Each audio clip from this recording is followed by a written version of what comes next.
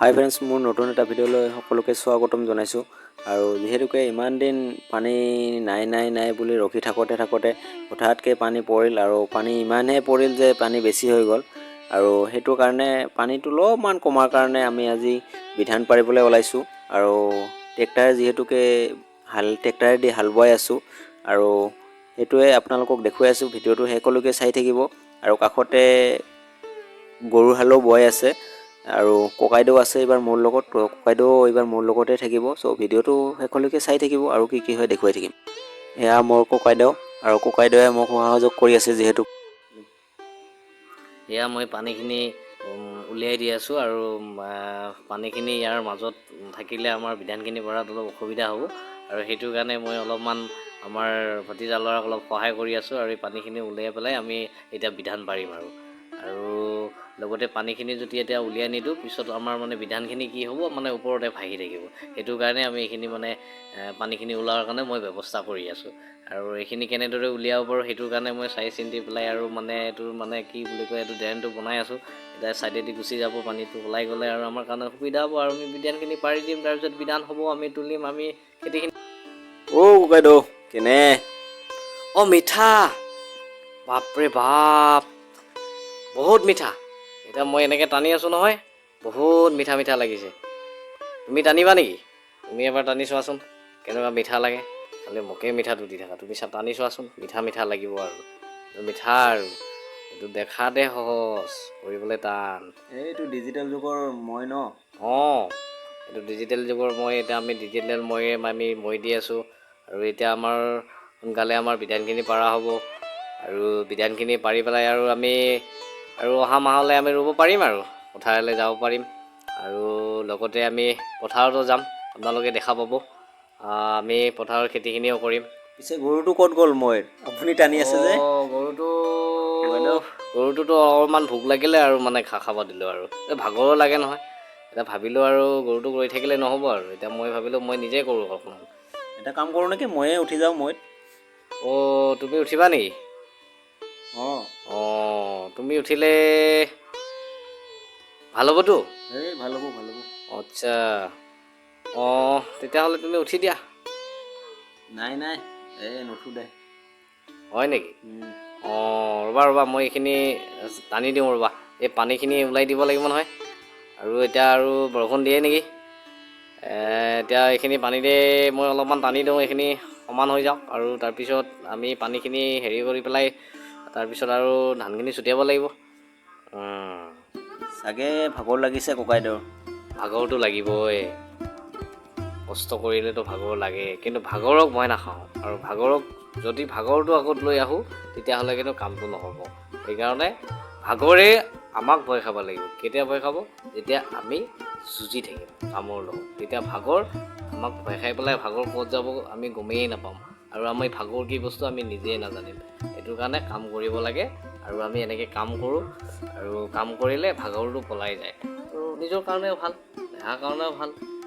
নাই, এই খেতিয়ক বুলি কোৱাটো সহজ, কিন্তু প্ৰেক্টিকেলি কৰাটো বহুত কঠিন। ইমান কষ্ট জড়িত হৈ থাকে, সেইটো এজন খেতিয়কেহে গম পায়। সেইটোৱে আৰু সেইটো হয় বাৰু, সেইটো কথা সঁচা। আৰু সেইকাৰণে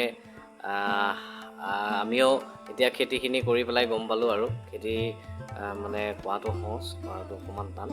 আৰু ডিজিটেল যুগৰ খেতি হৈ গৈছে বৰ্তমান। গৰু নোহোৱা হৈ গৈছে, মই হাতেৰে টানিব লগা হৈছে। সেইটোৱে আৰু নাই, সেইটোতো হয় বাৰু, কিন্তু এতিয়াতো উপায় নাই। খেতিখিনিতো কৰিবই লাগিব। আমাক যিহেতু ধান কেইটামান লাগিবই, আমি খাব লাগিব। অলপ কষ্ট কৰিলেহে ধানকেইটা পাম, আৰু যদি কষ্ট নকৰোঁ কেনেকৈ ধানকেইটা পাম? গতিকে আমি কষ্টৰ ফলটো বোলে মিঠা, আৰু সেই মিঠাটো পাবৰ কাৰণে অকণমান কষ্ট কৰিবই লাগিব। আৰু সেই কষ্টটোক যদি আমি ভাগৰ বুলি ধৰি লওঁ, তেতিয়াহ'লে কিন্তু আমি কষ্টৰ ফলটো মিঠা নাপাম। আৰু সেইকাৰণে আমি সদায় অলপমান কষ্ট কৰি যাওঁ, আমাৰ নিশ্চয় ভাল হ'ব। আৰু সকলোৱে কষ্ট কৰক, আৰু কষ্টটো কৰিবই লাগিব, নহ'লে 50 টকা কেজি চাউল কোনে কিনি খাব? এতিয়া মানে যিহেতুকে ট্ৰেক্টৰখন ইয়াৰ পৰা অলপমান ধৰিব লাগিব, সেইটো কাৰণে এতিয়া গৈ আছোঁ। আৰু ট্ৰেক্টৰখন অকণমান ধৰি কিনে উঠাই দিওঁ, যিহেতুকে পানীটো বেছি হৈ আছে। আৰু ককাইদেউ আছে লগত, দুয়ো মিলি অকণমান হেল্প কৰি দিওঁ আৰু ককাইদেউ। অঁ এই পানীখিনি এইখিনিত বেছি নহয় এই ট্ৰেক্টাৰখনে ক'লে আৰু মানে এই মই নোৱাৰিম দেই পাৰ হ'বলৈ মোক অকণমান সহায় কৰক তাৰপিছত আৰু মই ভাবিলোঁ আহক আহক মই আছোঁ নহয় তেনেকৈ মই মোৰ বলিষ্ঠমান মোৰ মানে মানে হেৰিটো মানে অলপমান বল প্ৰয়োগ কৰিলোঁ আৰু কৰি পেলাই মই ট্ৰেক্টাৰখনক দেখিলে কেনেকৈ টানি লৈ যাই আছোঁ চাব পাৰ কৰালোঁ দেই এই উঠিলে এইখিনি কিন্তু মোৰ জৰতে গ'ল দেই মোৰ জৰতে গ'ল এই আমাৰ দাদা তেখেতে আমাৰ পাইলট আৰু তেখেতে উঠাই দিলে আমাৰ বিধান পৰা কমপ্লিট হৈ গ'ল আৰু এতিয়া গৈ আছোঁ যদি আজিৰ ভিডিঅ'টো আমাৰ ভাল লাগে তেনেহ'লে like comment share and subscribe সকলোৱে কৰি দিব